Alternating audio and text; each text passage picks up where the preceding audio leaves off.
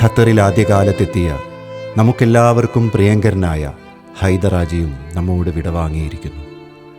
ഏറെ വർഷങ്ങൾക്ക് മുമ്പ് ഇന്ത്യയും ഖത്തറുമൊക്കെ ഇന്നത്തെ പുരോഗതിയുടെയും ആധുനിക സൗകര്യങ്ങളുടെയും പാതകളിലെത്തും മുമ്പ് നമ്മുടെയൊക്കെ സങ്കല്പങ്ങൾക്കുമേറെ അപ്പുറം 1962 ഖത്തറിൽ കപ്പലിറങ്ങിയ ഒരു സാധാരണക്കാരൻ തുടങ്ങിയ തികച്ചും സാർത്ഥകമായൊരു യാത്ര ഇവിടെ പൂർണ്ണത തേടുകയാണ്. 62 ജനുവരി 1-ാം തീയതിയാണ് വീട്ടിൽ നിന്ന് ഖത്തറിലേക്കായിട്ട് പുറപ്പെടുന്നത്.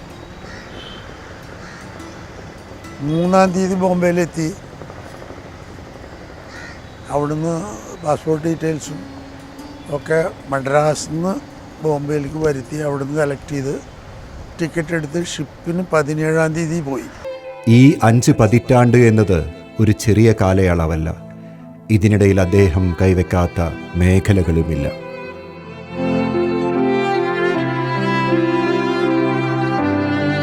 ഓരോ മേഖലകളിലൂടെയും അമരക്കാരനായി, പ്രവാസികൾക്ക് താങ്ങും തണലുമായി, ഇന്ത്യക്കാരുടെ അഭിമാനമായി, ഖത്തറി പൗരന്മാർക്ക് വിനയത്തിൻ്റെയും സത്യസന്ധതയുടെയും പ്രതീകമായി അദ്ദേഹം നിരന്തരമായി പ്രവർത്തന നിരതനായി.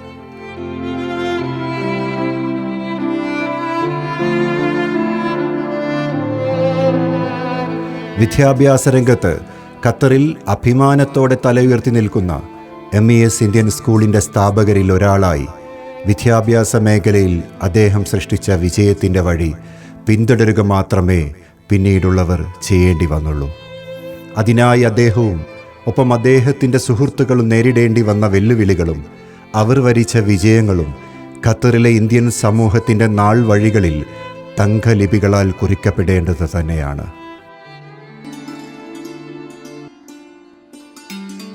അവിടെ ഈ എഡ്യൂക്കേഷൻ്റെ ഇതിലൊക്കെ കുറച്ചൊക്കെ പ്രവർത്തിച്ചപ്പോൾ ഞാനത് കുറഞ്ഞ ആളാണ്. എനിക്ക് അത്ര വലിയ വിദ്യാഭ്യാസമൊന്നുമില്ല. വിദ്യാഭ്യാസം വേണമെന്ന് ഞാൻ ആഗ്രഹിച്ചിരുന്നു. ഈ വിദ്യാഭ്യാസവും സ്കൂളൊന്നും ഇല്ലാത്ത സമയത്താണ് എൻ്റെ 2 മക്കളെ ഞാൻ ഇവിടുന്ന് അങ്ങോട്ട് കൊണ്ടുവന്നു. അവിടെ സ്കൂളില്ല, അവിടെ ഒന്നുമില്ല. കാരണം ഇവിടെ നിന്നാൽ അവർ ആരുമില്ല. എൻ്റെ ഉപ്പ മരിച്ചപ്പം ഉമ്മ അത്രയും അവരമ്മ. അപ്പോൾ പിന്നെ അങ്ങനെ കൊണ്ടുപോയിട്ട് ആദ്യം ഒരാളെ കൊണ്ടുപോയി, പിന്നെ അടുത്ത തന്നെ ഒരാളെ കൊണ്ടുപോയി. അവിടെ സ്കൂളുണ്ടാവാനും ഞാൻ മാത്രമല്ല കേട്ടോ, എല്ലാവരും കൂടി ഒത്തൊരുമിച്ചപ്പോൾ അവിടെ ഒരു വിദ്യാഭ്യാസ സ്ഥാപനം ഉണ്ടായി.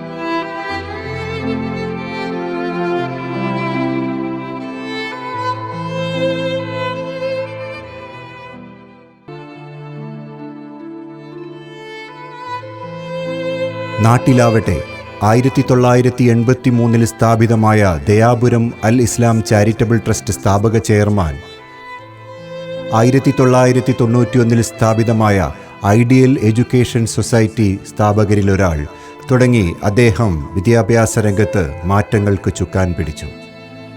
ഖത്തറിലെ സാമൂഹിക സാംസ്കാരിക രംഗങ്ങളിൽ എന്നും മുൻപന്തിയിലുണ്ടായിരുന്നു ഹൈദരാജി. ഇന്ത്യൻ എംബസിയുടെ അപ്പെക്സ് സംഘടനകളായ ICC, ICBF തുടങ്ങിയവയിലൂടെ പ്രവാസികൾക്ക് അദ്ദേഹം ചെയ്ത സേവനങ്ങൾക്ക് അതിരില്ല. ഇവിടെയുള്ള സാംസ്കാരിക സംഘടനകളെയെല്ലാം നിരന്തരമായി അദ്ദേഹം പ്രോത്സാഹിപ്പിച്ചിരുന്നു എന്നതിനും ചരിത്രം സാക്ഷി.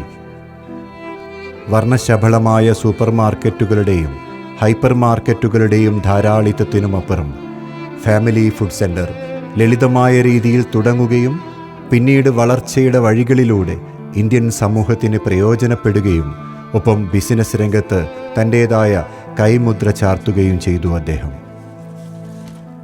നാടും വീടും വിട്ട് വിരഹത്തിൻ്റെയും വേദനയുടെയും ഹൃദയമിടിപ്പുമായി പഴയ ഹമദ് അന്താരാഷ്ട്ര വിമാനത്താവളത്തിലേക്ക് പറന്നിറങ്ങിയവരെല്ലാം അതിശയത്തോടെ വിമാനത്തിൻ്റെ ചില്ലുവാതിലൂടെ നാം വായിച്ചെടുത്ത ആശ്വാസത്തിൻ്റെ പേരാണത്.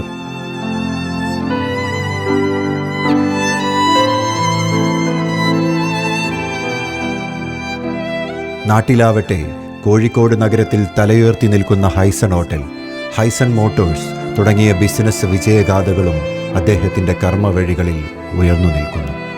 പ്രവാസമെന്നത് സമൂഹത്തിനായുള്ള നിരന്തര പ്രവർത്തനവും താങ്ങും തണലുമാണെന്നത് ഹൈദരാജിയുടെ ജീവിത വിജയം നമ്മോട് പറഞ്ഞു തരുന്നു. തൃശൂർ വടക്കേക്കാട് തൊഴിയൂരിൽ നിന്ന് തുടങ്ങിയ ആ യാത്ര ഖത്തറിൽ പൂർണ്ണമാവുമ്പോൾ വരും തലമുറയ്ക്ക് പഠിക്കാൻ പാഠങ്ങളേറെയാണ്. അദ്ദേഹത്തിൻ്റെ കുടുംബാംഗങ്ങൾക്കുമൊപ്പം അള്ളാഹുവിനോട് അദ്ദേഹത്തിൻ്റെ പരലോക മോക്ഷത്തിനായി നമുക്കും പ്രാർത്ഥിക്കാം.